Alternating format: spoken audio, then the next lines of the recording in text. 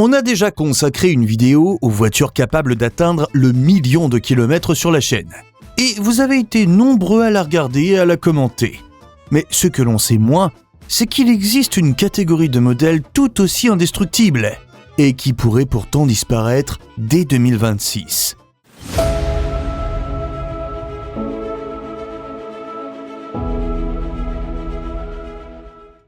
En effet, depuis janvier 2025, avec l'extension des ZFE, des véhicules parfaitement fonctionnels, correctement entretenus, parfois même mieux suivis que des voitures récentes, sont désormais interdits de circulation dans certaines villes. Alors restez bien jusqu'à la fin de cette vidéo, je vous emmène dans le garage des indestructibles françaises, désormais interdites. Numéro 10, Citroën BX 1,9 litre diesel, 1983-1994. La BX 1,9 litre diesel, c'est avant tout le moteur XUD9, un bloc atmosphérique en fonte, peu puissant entre 65 et 71 chevaux, pensé pour durer. Pas de turbo sur la majorité des versions, pas d'électronique, pas de capteur capricieux, juste une pompe à injection mécanique Bosch ou Roto diesel. Ajoutez à cela un poids plume, à peine plus d'1 tonne, et la suspension hydropneumatique Citroën. En filtrant les chocs, elle protège la caisse et limite la fatigue du châssis sur le long terme. Sur la route, c'est souple, confortable et d'une sobriété presque indécente. Alors pourquoi disparaît-elle en 2026 ? Classée non critère, antérieure aux normes Euro, la BX est progressivement bannie des ZFE. Avant de passer au numéro 9, pensez à liker la vidéo et à vous abonner. Numéro 9, Renault Clio 1 litre 9D, 1990. Qui n'a pas appris à conduire sur une Clio 1 diesel ? Sérieusement, cette voiture, c'est un rite de passage. Petite par la taille, immense par la mécanique. Sous son capot, on trouve le fameux bloc F8Q, un 1,9 litre diesel atmosphérique de 65 chevaux, du métal, de la fonte et du bon sens mécanique à la française. Ce moteur, Renault ne l'a pas conçu pour une citadine. Il venait de la Renault 19, parfois même de l'Express utilitaire. Installé dans une Clio de moins d'1 tonne, il tourne à bas régime, encaisse les kilomètres, tolère un gasoil de qualité moyenne et pardonne les entretiens approximatifs. C'est pour ça qu'on en a vu dépasser 400, 600, parfois 800 000 km sans ouvrir le bloc. Malheureusement, classée non critère, la Clio 1,9 litre diesel est bannie des ZFE parce qu'elle pollue localement selon les normes actuelles. Ironique quand on pense à son bilan carbone sur 30 ans. Et ce n'est que le numéro 9. Numéro 8, Peugeot 505 diesel, 1979. Lancée en 1979 pour remplacer la 504, la 505 hérite de son ADN de baroudeuse mondiale. Sa recette est presque insultante de simplicité. Moteur diesel XD2 et XD3, bloc en fonte, injection mécanique, zéro électronique.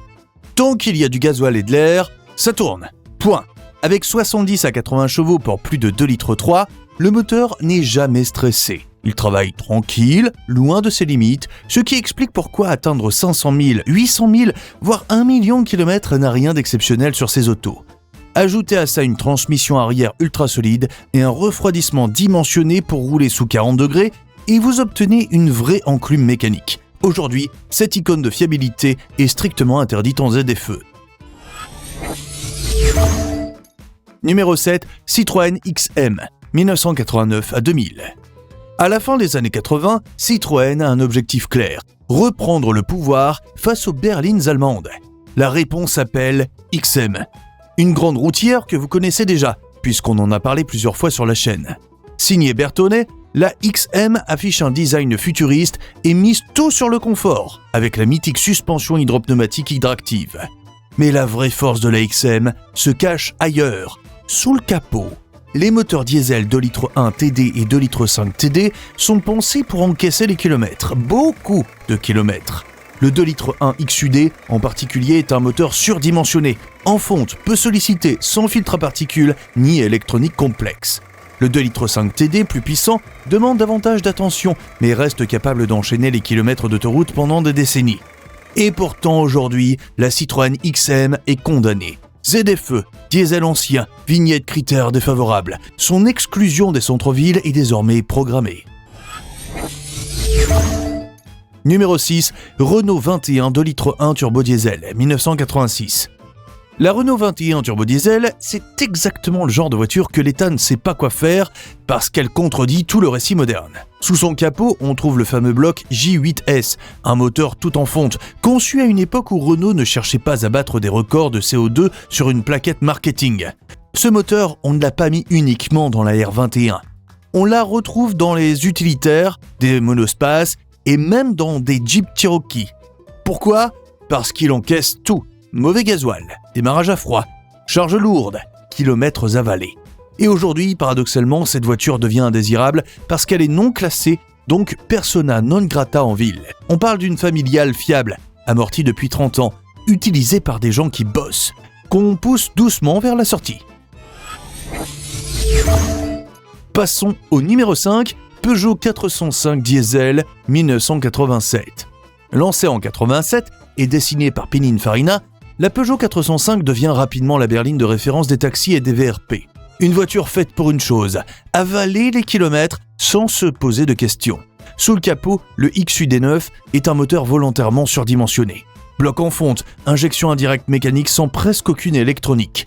Vous mettez du gasoil, vous respectez les vidanges, vous suivez la distribution et le moteur tourne. Tourne. Les avantages sont évidents.